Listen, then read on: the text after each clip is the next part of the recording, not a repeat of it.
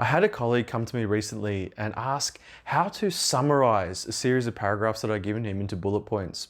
What I'd asked him to do was to create a bulleted summary of it was a CV that was going to be summarized to give an overview of this person's experience. And so this colleague came to me and asked, well, how do I put this bullet list summary together? And I wanted to share with you in this video to help any professional improve, just like my colleague, about the sorts of tips that I gave him, the process that I gave him to go through. Because English wasn't his first language, but I found this beneficial I've seen quite a few professionals, regardless of whether English is their first language, not be able to confidently summarize a piece of information. And that's what I wanted to share with you in this video. How to summarize paragraphs of text or sentences of text to get the important information across quickly so that it can be read and understood quickly. Because that's what I like to share on this channel, sorts of tips that will improve your professional life. And by summarizing something quickly, you're going to help your reader quickly understand your message. The point of writing things down, say this was a CV that was going to go into a sales pitch. And the point of writing something down is to help the audience understand your message. And part of that is sales in this case. So the two tips that I gave to him to begin with were, first of all, to any words that you can not include in the sentence and have it still make sense, remove those. And the second thing I said to him was to put the important information on the left. Now that's something I've said in previous videos. So if you're interested in that sort of thing, hit the like button on this video because I go through lots of helpful tips like this. But to give an example of that as well, and I'll give an example in a second, the first thing being to ask him to remove any words in the sentence where the sentence can be read without those words in it. I remember a quote, I originally heard it from Mark Twain, but I think it was attributed to a French mathematician, Blaise Pascal, and his quote was, translated into English, "If I had more time, I would have written a shorter letter." And that's what I explained to him, that even though I'm asking you to write shorter information, it's going to take you a longer time, and it's going to be a bit harder work. Because that's really what's required. To be able to get your message across concisely with as few words as possible, make it engaging for your audience, is a difficult task. And as part of the sales pitch that we were putting together, that's what was required. So my name's Chris, I'm an engineer and a consultant, and I like to share on this channel the experiences I've had over the years to help younger professionals improve in their workplace life. So I want to run through a couple of examples of that. So I've picked up first book on the bookshelf here.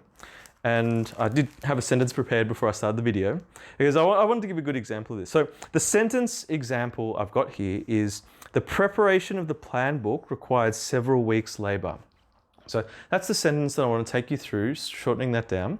So the preparation of the plan book required several weeks' labor.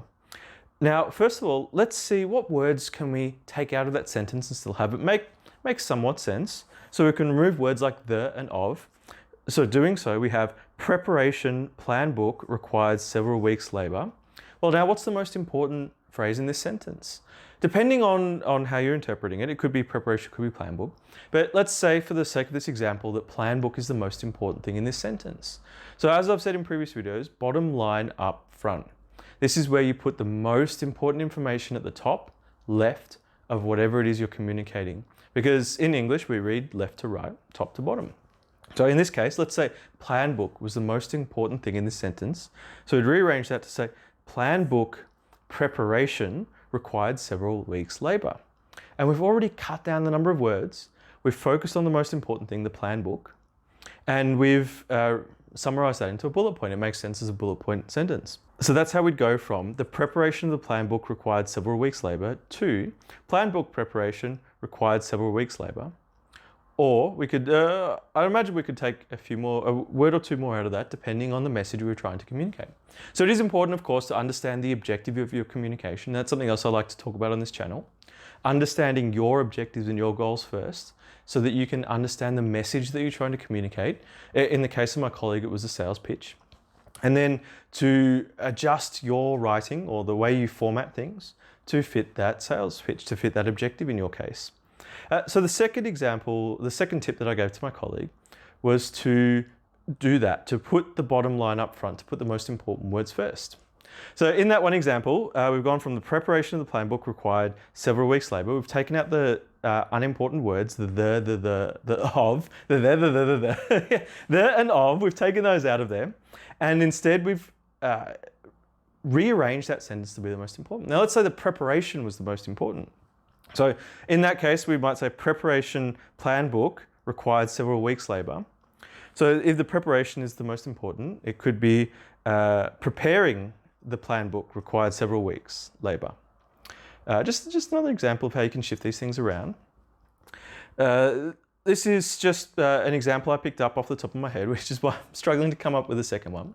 But if you're interested in more tips like this on how you can summarize a bullet point list, I'm going to make a more detailed video in the future.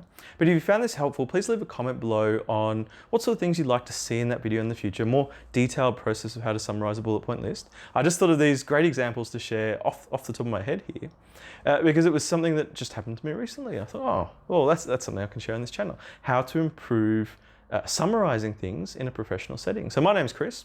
This is Engineered Upgrade, and hopefully I'll see you in the next video.